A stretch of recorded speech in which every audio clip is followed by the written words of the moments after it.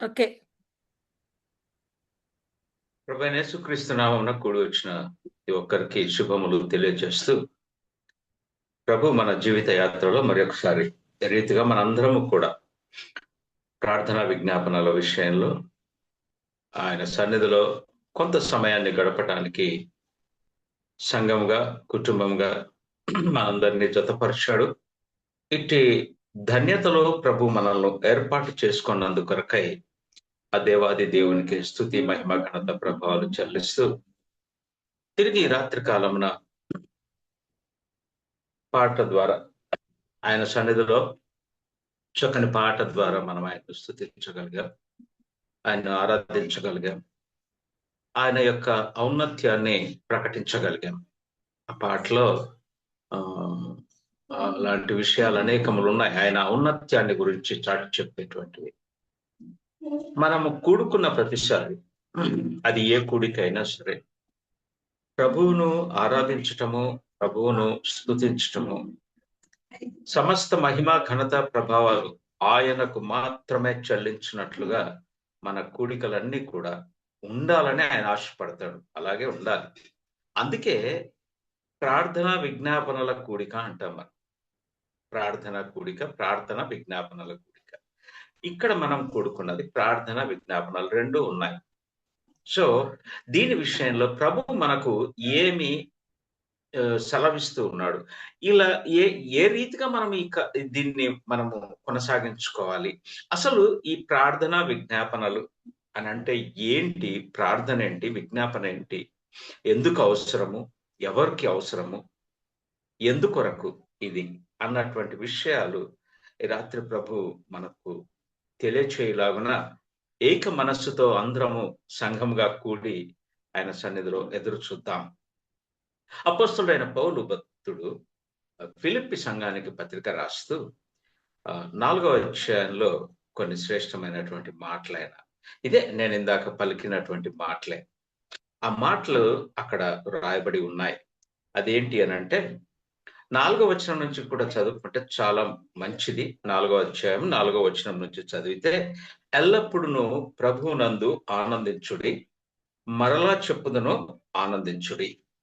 మీ సహనము అనే కాడ నంబర్ ఇచ్చి కింద మీనింగ్ ఇచ్చారు. అదేమంటారంటే మీ మృదుత్వమును అంటాడు, మీ పేషెన్స్ ని చూపించమని. మీ సహనమును సకల జనులకు తెలియబడనీయుడి అని అంటూ ప్రభువు సమీపముగా ఉన్నాడు అన్నటువంటి ప్రాముఖ్యమైన సంగతిని తెలియజేస్తూ ఉన్నాడు. ఈ రాత్రి కాలాన ప్రభు మన మధ్య ఉంచుతున్నటువంటి ప్రాముఖ్యమైన మాట ఏంటి అనంటే, ప్రభు సమీపంగా ఉన్నాడు. వస్తానని చెప్పిన దేవుడు, మాట ఇచ్చిన దేవుడు, నెరవేర్చే ప్రభువు ఆయన సమీపంగా ఉన్నాడు. ఇదిగో వస్తానని చెప్పిన వాడు రాక మానడు అని ఒక భక్తుడు కూడా చక్కని పాట కూడా రాశాడు. చక్కని పాట. కాబట్టి ఎప్పుడు వస్తాడు అని అంటే ఆయన ఏం చెప్పాల, దానికి కొన్ని సూచనలు ఇచ్చాడు. ఇవి అనేక మంది వారికి అన్వయించుకొని అనేక విధాలుగా బోధిస్తూ ఉన్నారు. ఏది ఏమైనా ప్రభువు సమయము, ప్రభువు ఏమంటారు ఆ అవకాశము ఆయనది. మనం ఎవరము చెప్పటానికి వీలేదు ఆ ఒక విషయంలో. అది ఆయన చిత్తమే.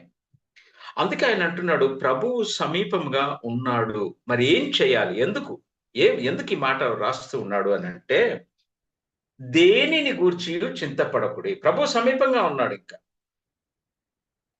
సమీపంగా ఉన్నాడు కాబట్టి, తప్పకుండా వస్తున్నాడు కాబట్టి, ఆయన వచ్చి మనల్ని ఆయనతో సదాకాలం ఉండటానికి కొనిపోతున్నాడు. ఆయనతో పాటుగా మనము కూడా సింహాసనముల మీద ఆసీనులమై రాజ్య పరిపాలన చేస్తాము అన్నటువంటిది సత్యము. ఈ సత్యాన్ని గ్రహించుకుని దేనిని గూర్చి చింతపడకుడి అని అంటాడు. ఏ విషయంలో కూడా ట్రబుల్ వద్దు. దేని విషయంలో అది ఏదైనా కానివ్వండి, ఈ లోకానికి సంబంధించినటువంటిది ఏదైనా సరే, వీటి గురించి దేని గురించి చింతపడకుడి కానీ ప్రతి విషయంలోను దేనిని గురించి చింతపడకుడి. ప్రభు సమీపంగా ఉన్నాడు. మనం అక్కడ ఆయనతో సదాకాలం జీవిస్తాము. దేనిని గురించి చింతపడకుడి. కానీ ప్రతి విషయములోను అది చిన్నదే కానీ, నీవు పొందుకున్న రక్షణే కానీ, నీవు తీసుకున్నటువంటి బాప్తిస్మ విషయంలోనే కానీ, నిన్ను ప్రభువు నడిపిస్తున్న విధానమే కానీ, నిన్ను ప్రభు బలపరచి తన పరిచర్య కొరకు వాడుకుంటున్న విధానమే కానీ, అది ఏ పరిచర్య అయినా కావచ్చు. వాక్యబోధ ఒకటే కాదు. ఏ పరిచర్య అయినా ప్రభువు నిన్ను కనపరుచున్నట్లుగా, ప్రభు నిన్ను మెచ్చుకొని ఏర్పాటు చేసుకొని నీకు ఆ ధన్యత ఇచ్చాడు. ప్రభు కొరకు వాడబడాలి. అట్టి పరిచర్యలో నీవు కొనసాగుతూ ఉన్నప్పుడు దేని గురించి నువ్వు చింతపడకుడి. కానీ ప్రతి విషయంలోనూ, ఇందాక నేను చెప్పినట్లుగానే అన్ని విషయాల్లో, ప్రతి విషయంలో, ఇప్పుడు మనము ఇక్కడ కూర్చుని ఆయన వాక్యాన్ని వింటూ ఉన్నామంటే ఈ విషయంలో కూడా ప్రతి విషయంలోనూ ప్రార్థన విజ్ఞాపనలు చేత. 2 పదాలున్నాయి ఇక్కడ, ప్రార్థన విజ్ఞాపన. ఇంతకు ప్రార్థన అంటే ఏంటి, విజ్ఞాపన అంటే ఏంటి? 2 ఒకటేనా, 2 వేరా అని అంటే, ప్రార్థన అంటే కేవలము మన అవసరములను ఇది అందరూ నూరిపోశారు మన మనస్సుల్లో. ఏదైనా అవసరం ఉంటే ప్రార్థన చేసుకోండి అంటే ప్రార్థన, అది విజ్ఞాపన.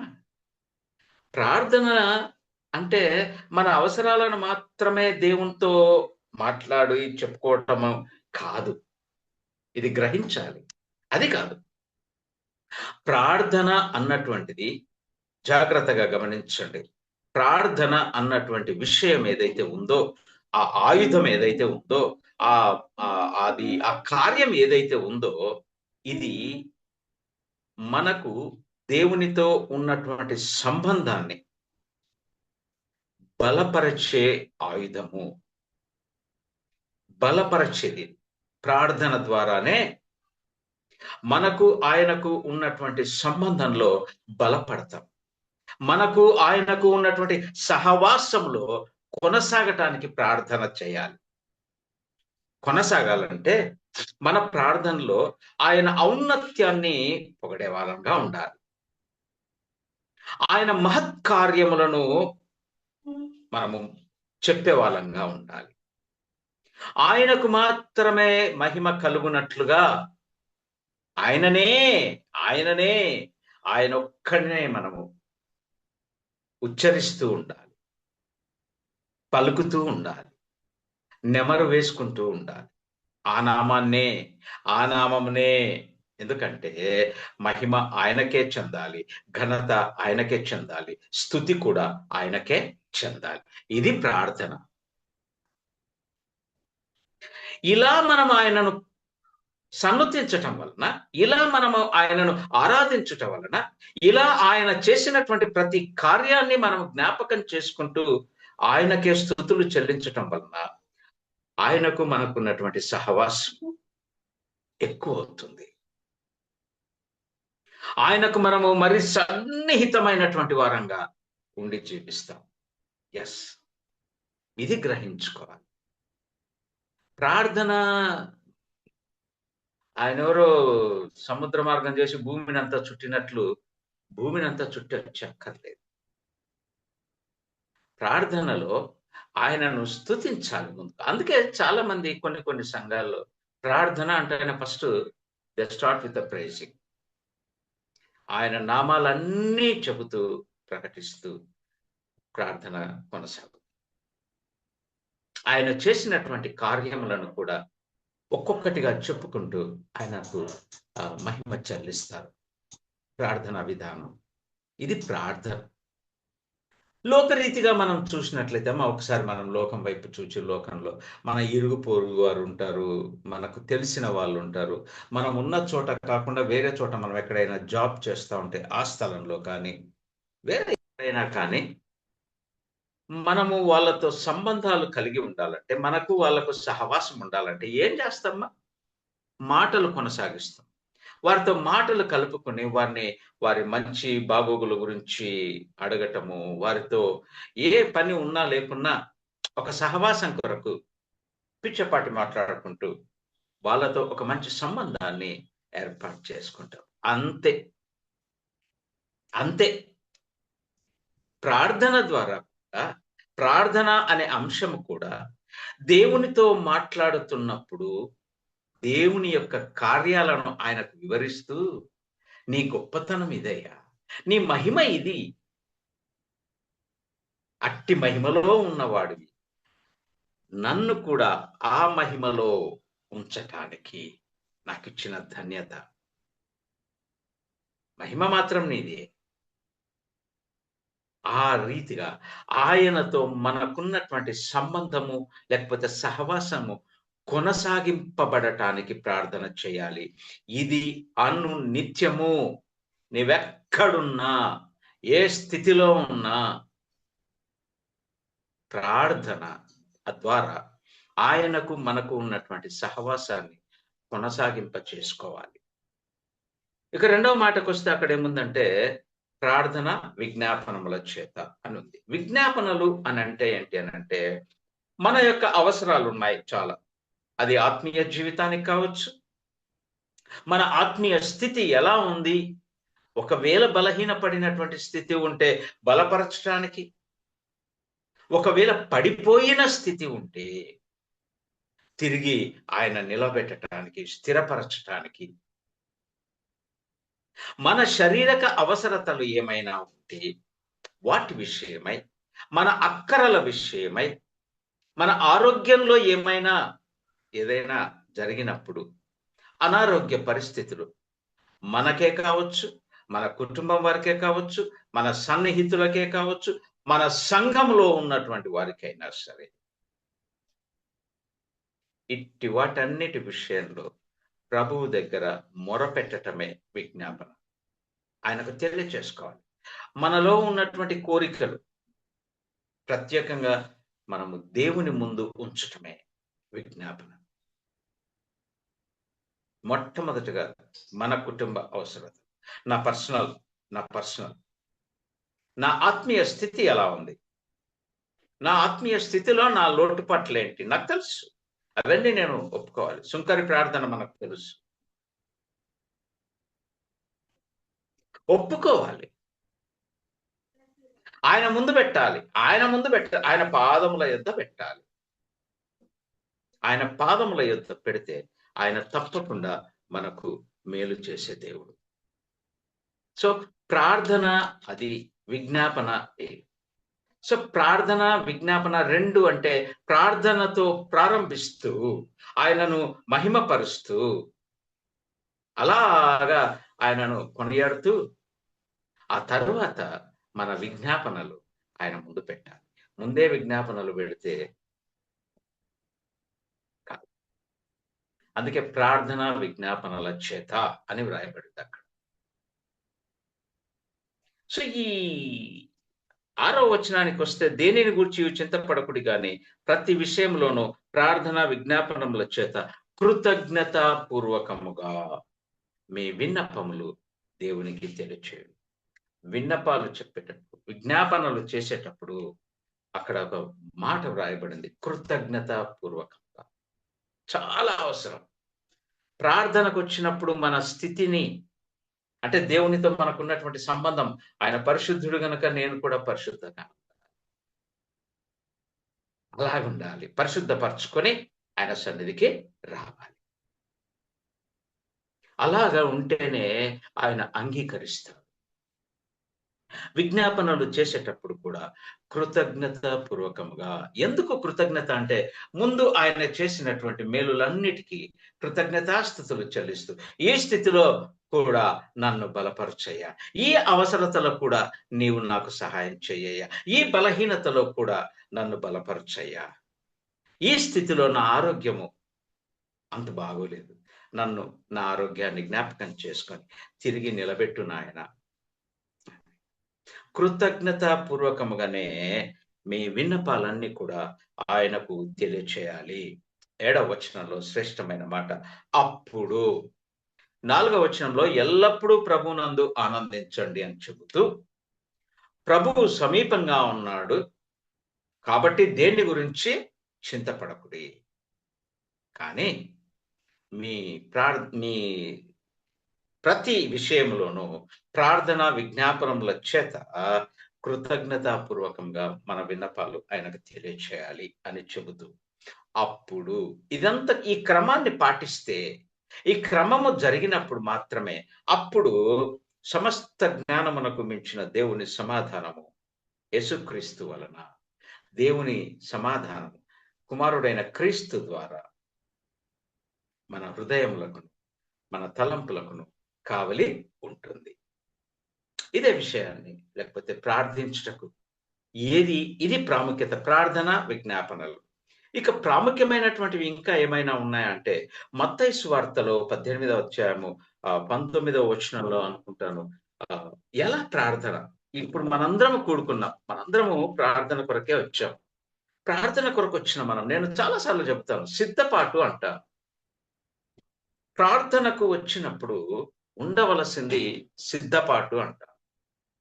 ఇదే మత్తయి సువార్తలో ఒక మాట అంటున్నాడు ఆయన 18వ అధ్యాయము 19, 20 వచనాలు మనం గమనించినట్లయితే, మరియు మీలో ఇద్దరు తాము వేడుకొని, మనం ఎంతమంది ఉన్నాం చూడండి, ఇక్కడ ఇద్దరే అంటున్నాడు,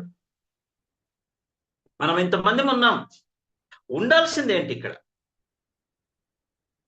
ఏముండాలి అంటే తాము వేడుకొను దేనిని గూర్చి అయినను భూమి మీద ఏకీభవించిన ఎడల, ఏక మనస్సు చాలా అవసరం. కూడినప్పుడు, మనమందరం ఈ రీతిగా కూడుకున్నప్పుడు, మన ముందు ఉన్నటువంటి అంశముల నిమిత్తమై మనము ప్రార్థన చేస్తూ విజ్ఞాపన చేస్తూ ఉన్నప్పుడు ఏముండాలి అనంటే ఏక మనస్సు చాలా అవసరం. ఇదే సిద్ధపాటు, ఇది కూడా సిద్ధపాటు. ఏకత్వము చాలా అవసరము. ఏకీభవించిన ఎడల, ఏకీభవించకపోతే పక్కన ఉన్నది జరగదు. ఏకీభవించిన ఎడల అది పరలోకమందున్న నా తండ్రి వలన వారికి దొరుకును. ఎవరికి? ఇప్పుడు ఈ సమయంలో కూడుకుంటాం, మనకు ప్రార్థించబోతున్న మనకు అవన్నీ కూడా తండ్రి వలన దొరుకును. దొరుకును, దొరుకును అని ఉంది అక్కడ. దొరుకునని మీతో, ఇప్పుడు కూడి ఉన్న మనతో చెప్తూ ఉన్నాడు. కాబట్టి ప్రార్థన ఏంటి, విజ్ఞాపన ఏంటి, ఎలా కలుసుకోవాలి, ఎలా చేయాలి? మనము కూడి వచ్చినప్పుడు మనలో మృదుత్వం ఉండాలి. అదే ఫిలిప్పీ పత్రికలో మనం చదువుకున్నట్లు, సహనముతో, సహనం అంటే మృదుత్వం, మన ప్రేమ కలిగి ఉండాలి.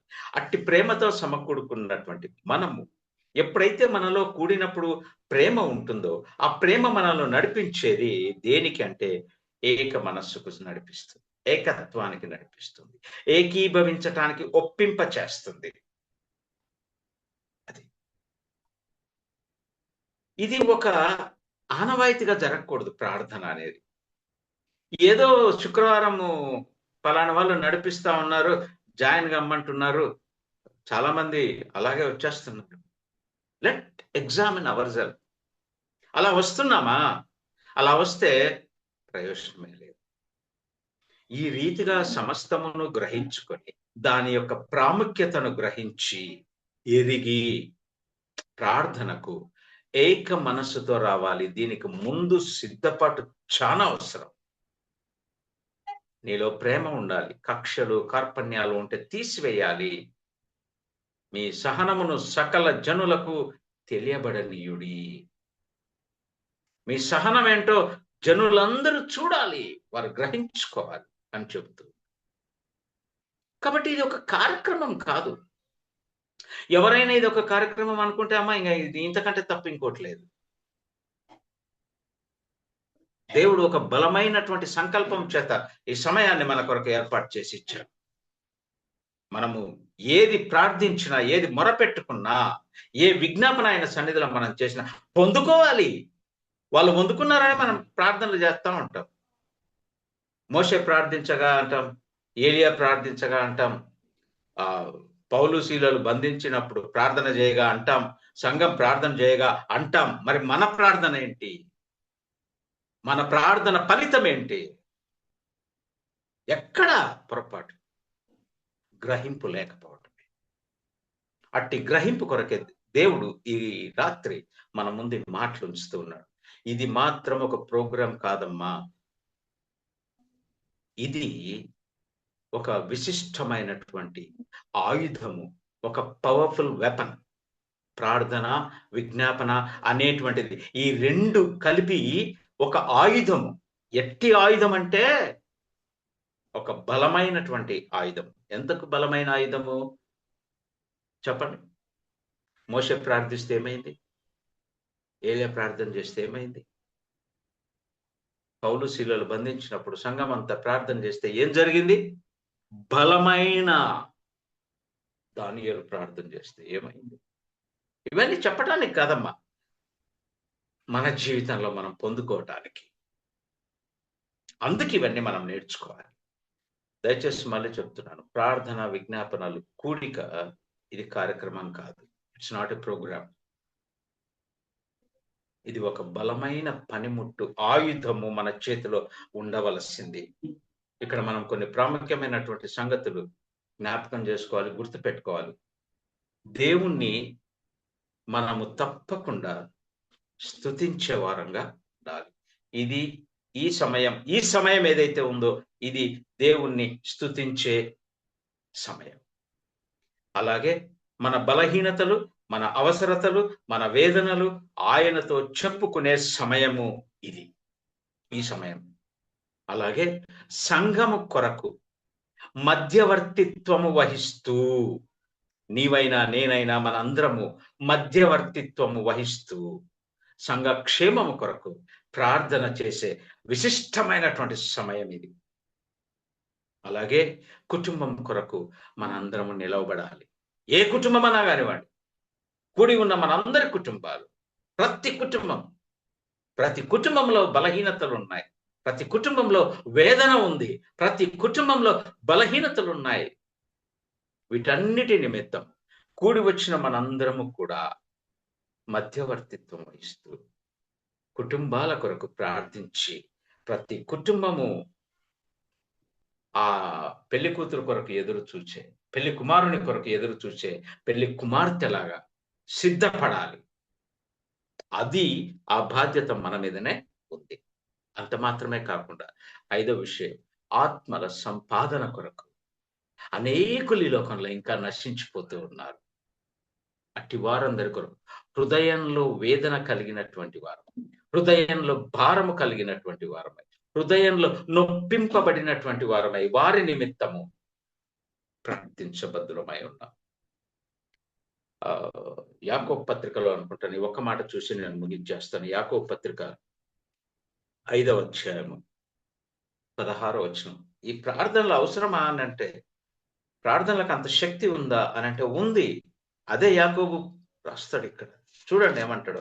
యాకోబు రాసిన పత్రిక 5వ అధ్యాయం 16వ వచనంలో ఏమంటాడంటే, మీ పాపములను ఒకనితో నొకడు ఒప్పుకొనుడి, మీరు స్వస్థత పొందునట్లు ఒకని కొరకు ఒకరు ప్రార్థన చేయుడి, నీతిమంతుని విజ్ఞాపన మనఃపూర్వకమైనదై బహు బలము కలదై ఉంటుంది. Praise the lord, praise the lord. నీతిమంతుని ప్రార్థన. కూడి వచ్చిన మనందరము కూడా మన పాపములను ఆయన శిలువ దగ్గర ఒప్పుకొని, పాప క్షమాపణను పొందుకొని, రక్షణ అనుభవాల్లో జీవిస్తూ ఉన్నవారమే, బాప్తిస్మ అనుభవంలో జీవిస్తూ ఉన్నవారము, ఆయన కొరకు స్థిరులమై ఆయన కొరకు జీవిస్తూ ఉన్నవారము, మనందరికీ పెట్టబడిన పేరు నీతిమంతుడు. నీతిమంతులు లేడు, ఒక్కడును లేడంటాడు అన్న ఆయనే అనీతిమంతులమైనటువంటి మనల్ని ఆయన శిలువలో కార్చిన రక్తం ద్వారా, ఆ నీతిమంతుని రక్తములో మన పాపములన్నీ కడిగివేసి మనకు కూడా అట్టి నీతిమంతత్వాన్ని అనుగ్రహించి ప్రార్థించటానికి నీతిమంతునిగా చక్కచేసి ఆయన సన్నిధిలో నిలవబెట్టాడు. మన ప్రార్థన మనఃపూర్వకమైనదై. ఇది బాగా గుర్తుపెట్టుకో. నోటితో చేయకండి, మనసులో నుంచి ప్రార్థన వచ్చినప్పుడు మనఃపూర్వకమైనదై అయితే అది అట్టి ప్రార్థన, అట్టి విజ్ఞాపన, అట్టి మొర బహు బలము కలదై ఉంటుంది. అట్టి మనఃపూర్వకమైనటువంటి ప్రార్థన కొరకు మనందరము కూడా సిద్ధపడి ఇట్టి మాటల చేత మన జీవితాలను చక్క చేసుకొని ఒక మంచి ఏమంటారు విజయవంతమైనటువంటి ప్రార్థనా పరులంగా ఉండాలి. మన సంఘము ప్రార్థన పూర్వకమైనటువంటి సంఘము ద్వారా దేవుని కార్యాలు అనేకములు మనం చూడగలం. మళ్ళీ చెబుతున్నాను, పౌలు శీలలు బంధించబడినప్పుడు సంఘము ప్రార్థించగా అని అంటాం. అట్టి సంఘముగా కూడుకున్న మనం మన ప్రార్థన బలమైనదైతే, మన ప్రార్థన నీతిమంతమైనదైన ప్రార్థన, మన ప్రార్థన మన విజ్ఞాపన అర్థపూరితమైనదైతే, అంటే గ్రహించుకొని ప్రార్థన చేస్తే, సిద్ధపాటు కలిగి వచ్చి ప్రార్థిస్తే తప్పకుండా మనము కూడా అట్టి విజయాలనే చూడగలం. అట్టి ప్రార్థన పరులంగా మనందరినీ కూడా ఆయన సిద్ధపరిచి ముందున్నటువంటి ప్రార్థనలో ఆయనే మనల్ని కొనసాగింపు చేయునుగాక. ఆమేన్.